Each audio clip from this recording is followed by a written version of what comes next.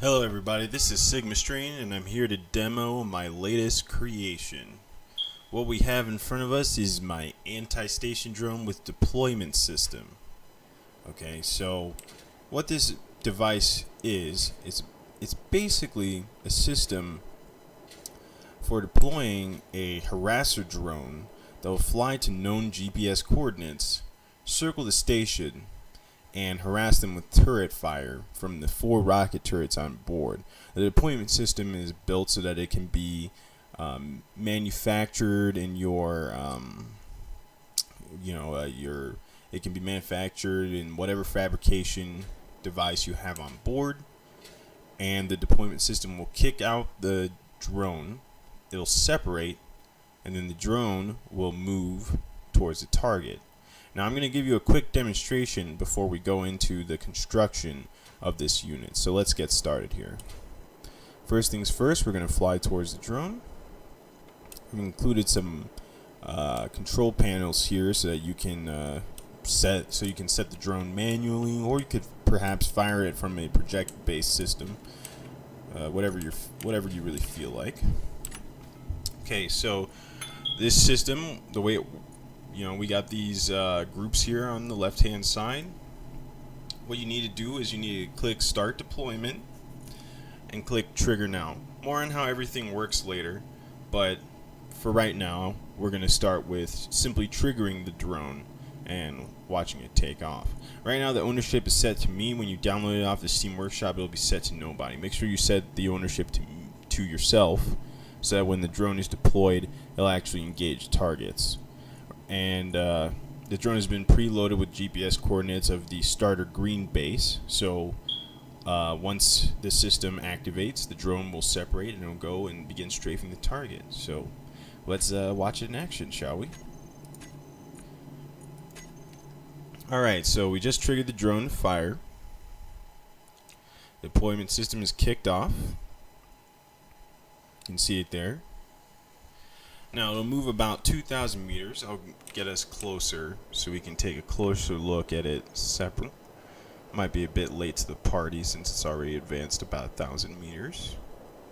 Alright, now it's starting to slow down. As you can see, we're getting closer and closer to it. It's an onboard beacon so you can track its progress so we can watch it. Alright, so it's stopped. Slow complete stop, and then here comes the next part.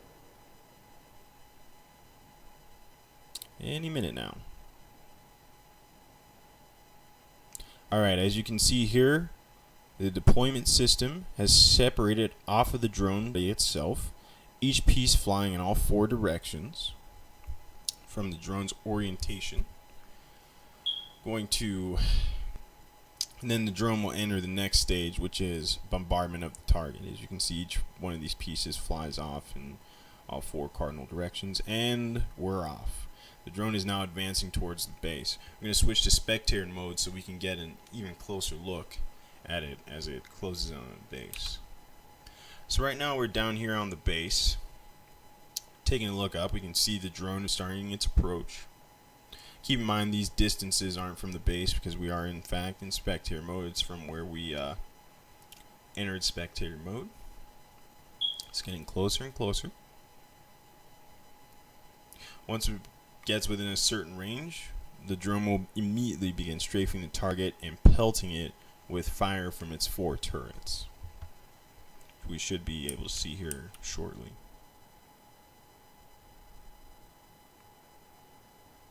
Alright, there it goes. It's reached the target, and now it's starting its aerial bombardment. Let's take a look. Alright. Awesome. Let's move backward a bit so we can get a clearer picture on what exactly is going on here. Right now the drone is circling the target and pelting it with rocket fire from its turrets. As you can see, the station's defenses have immediately picked up the drone's presence and are firing it, but they are not able to get a good fix on its location. And I'll explain why later. essentially that is how the drone operates. It's taken a few hits, but that was mostly when it was changing direction to begin strafing. That's when it's the most vulnerable. So if you're already thinking about anti-drone defenses, you can oh no, and there it goes. It crashed into a nearby asteroid. That's not good. All right, well, you get the basic idea from there. All right. Right now, this drone doesn't include any accident avoidance measures, I guess you could call them. So, in that sense, it's not very safe, but I'm sure we can do something to improve upon that. All right, let's get back in first-person mode, and I can explain to you the operation of this drone. All right, let's paste another one real quick. Okay. So, like I said before, the drone uses a series of timer blocks named TB through TB2 all the way through TB5. 5 timer blocks.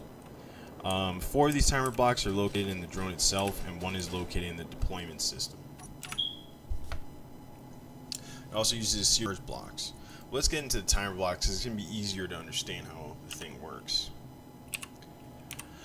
Okay, so we got TB5, TB, TB2, TB3, TB4. Alright. What TB does is it triggers a programming block called nav target. What nav target does is it pulls GPS coordinates from an onboard battery and uses those coordinates to plot its course towards a target. There's another programming block called strafe target.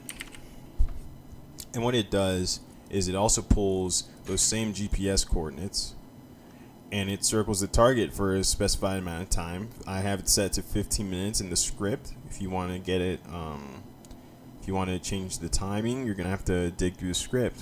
Have it set right here. If it takes less than 50,000, if we're assuming 60 frames per second, just under 14 minutes. So it'll circle the target for that length of time. All right. So let's go through the programming blocks and figure out how this thing works. So the first programming block that's fired when you click Start Deployment is TB3. And what it does is it turns on the deployment system's thrusters and then triggers the next programming block. Next programming block is TB5. I understand non-sequential order, but to be quite frank, I had to do a lot of testing with this, so I didn't keep the order straight, but it's pretty self-explanatory. Triggers TB5. TB5 waits 20 seconds, and then it turns all thrusters on the drone itself on, turns the thrusters on the deployment system off, and then triggers TB4. And what this is designed to do is it's designed to slow the deployment system so that when it separates, pieces of it don't crash into the drone, which is one of the design issues I was facing. TB4 waits a whole 30 seconds to ensure that the deployment system slows down to a good speed of 0 meters per second, and it triggers a few actions. These are kind of holdovers from before. It turns off the back thrusters again. Honestly, it could do without this, but it's a holdover from when I was programming it. It turns on thrusters to separate the 4 pieces. Here it turns on the thrusters of the actual drone. Once again, this is a holdover from before. Okay, so then it turns the turret systems on, and then finally the last thing it does is it separates the merge blocks, and that creates that cool separation effect. And finally it triggers TB1. TB1 is the programming block that actually triggers TB1 is the timer block that actually triggers a programming block.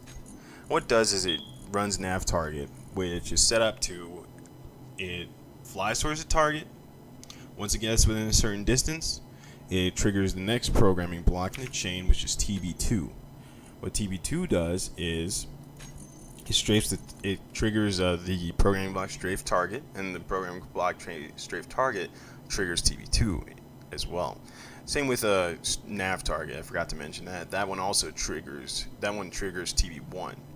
Okay, so it might be a little bit complicated, but don't worry, it works. All right, so TB2, it triggers strafe target triggers TB2. The programming in strafe target is it basically accelerates on a perpendicular axis to first of all it faces the drone to look at the target, and then it accelerates the drone perpendicular to the direction it's facing. And what this does is it allows for the drone to basically circle the target in a gigantic orbit. While it's doing this, it's actually moving at close to max speed in the game, which is pretty cool. And that's basically how it runs. It navigates the target, it strafes it for 15 minutes, and then it comes right back to base. And hopefully at the end of this video, I can show you some more footage of me, basically showing off my system. Now in front of us, you can see a lot of mass blocks, and I'm going to get to that in a few minutes when I discuss the inner workings of this device. But that's how the code logic works. As you can see, it's nice. I went with a sort of capsule design. Yes, there's glass here, but this deployment isn't meant to be fired in a combat situation. It works based on GPS coordinates. So if you're going to employ this weapon system, make sure that you're far away from the enemy's front line. This is sort of a weapon system that's meant to be deployed. You could possibly fire this at your enemy from all the way across the map. I mean, that's what it was designed for. It was designed to launch 2,000 meters in any direction, and then fly, and then the drone will then fly towards the target, and it'll keep going until it makes it there. We got 3 sage thrusters on the bottom. Looks great. We got a bunch of internal thrusters for separation. Got this cool sort of nose on the top. That's more for form over function. As you notice, each of the 4 sections, it's kind of like in a sort of, it's not really connected as you would assume a ship to be, and that's simply because it's not a ship it's more of a deployment system, so the parts are meant to break off and go their separate ways and stuff. So it isn't exactly made to how do I say? It's not really exactly made to be connected through and through. A lot of it's just scaffolding and some cool visual effects I tried to add in there to spice it up a bit. Alright, so now let's get into actually how this drone works. We're going to fly over a ways. Well, it should only take a few minutes.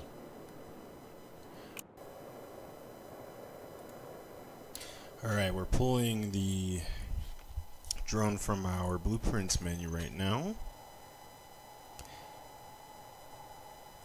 And there she is in all of her full glory. Let's take a closer look, shall we? As you can see, those are the turrets and everything.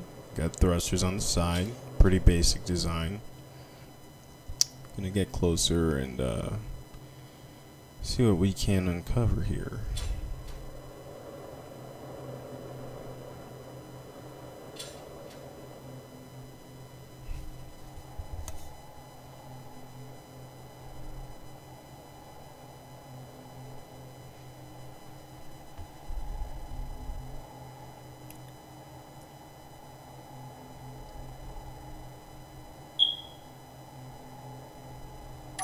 Alright, let's start with that first layer of blocks.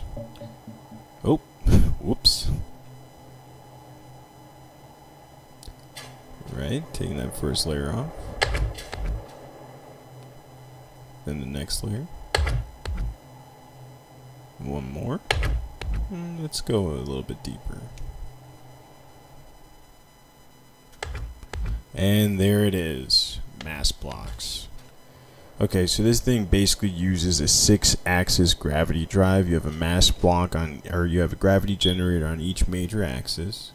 The program takes our orientation, the orientation from us to the target, and then it uses the gravity generators to, so it sets the gravity generators to send the drone closer and closer to the target. Uncovering the top here so that maybe we can see the topmost gravity generator, and also where the programming blocks are situated. Right, we've already hit mass block. And there it is. That's that programming block. There's one on either side. And those two blocks are in control of the drone's major functions. Pretty cool, huh? So now we're going to view the anti-station drone in its full glory. Alright, first things first. We got her all set up. As you can see, the beacon is green, means it's not owned by us. I'm going to make sure that it's owned by myself before I send it into harm's way so it can actually fight back against the enemy. Turn it on, set the ownership to myself. When you do this, however, you need to recompile all the programming blocks. It's kind of a pain in the butt, but hey, that's how the game's programmed, so make sure that when you're changing ownership, you're setting these programming blocks. Alright, so we get begin navigation for the drone itself. That's what starts it. Click run and then off it'll go towards the base. Alright, now let's give the deployment system another shot. Let's hope that it doesn't collide with any asteroids on the way. Like I said, this script did not have an accident avoidance system programmed in, so part of it is kind of a spray and pray, in that you might need to pray that your drone gets there on time. That's going to be added in the future though, so don't worry for anybody downloading it. Also, in tests before this video, the probability of it actually hitting an asteroid was fairly low. I was able to get 3 in orbit last night, so you know, it's got its kinks to work out. But alright, so make a quick copy of this device here so that in case it screws up again, we can get it going. Go to start deployment, trigger now, and there it goes, off in the blue yonder. So yeah, this weapon, what I envision this weapon, right now it's survival capable. And I'm sure a lot of you are getting kind of irritated at me saying that. It's not survival capable yet. It still needs a conveyor system for the turrets, as well as one for the reactors. Maybe a redesign in that sense, putting the reactors closer to the surface of the drone. And also a redesign of the deployment system to incorporate conveyors and so on and so forth. That's my future project for this drone. Right now it's, you know, I hate to say it because that's not really my style, but in a lot of ways it's a proof of concept, but it's a good concept and one that I'll definitely expand upon. So the way I envision this weapon working is it's not meant to be used at the beginning of a PvP match. This is more of a late game type weapon. Like, you know, you play survival PvP, you've got everything turned up, you know, times 10, 15. You know, you've got your base set up, you've got a surplus of materials. This is when you start employing things like auto-harasser drones. You know, you probably already know your enemy's location, and you can deploy things like this. This will also force your enemy to become less reliant on turrets. But if they become less reliant on turrets, then you can always use some of my other workshop creations like GPS-guided missiles, which can shoot and hit the target from across the map as well. So, you know, there's this sort of arms race that I envision with tech as more and more creations like this become more and more prevalent, in the sense that people will have to respond, and, you know, there will be that game of mutually assured destruction. Speaking of my GPS missile concept, I'll be uploading a video pretty soon demoing that creation. It's really neat, it's really handy, and I think it's got a lot of potential in this game, and I hope that it starts to influence PvP. And as we can see, our second drone is on the target. Our first drone that we launched has already begun rotating around the main platform, and that's really great. Didn't collide with an asteroid this time. So let's hop into spectator mode and take a look at what's going on. Alright, as you can see, this station is pretty chewed up already. This thing is going to rotate for 15 minutes. It's eventually going to come back to base, and that's it's programmed, or it's going to come back to the point in which it was launched, about 1,000 meters in any direction. The reason why this was a ability that I gave this technology was for the simple fact that this technology, this isn't something that you really want to kind of dispose of after it's been fired. After it comes back, you want to reload the missiles and then hit begin navigation and have this thing go back to the target and just keep going and going. And that's what I envision. Of course, it's not survival capable, so once I add those features in, having that ability will make a lot more sense. As we can see, our second drone is on the approach. First drone is circling quite nicely. It's got a good orbit around the station. It maintains an orbit of about 600 meters. I chose this orbit because it is optimal. The turrets are not really able to deliver good fires on the drone, and the drone, meanwhile, the drone is able to deliver pretty devastating fires against the station, because even if it misses whatever hard point it's targeting, the rounds impact with the station, which is pretty great. So here we go.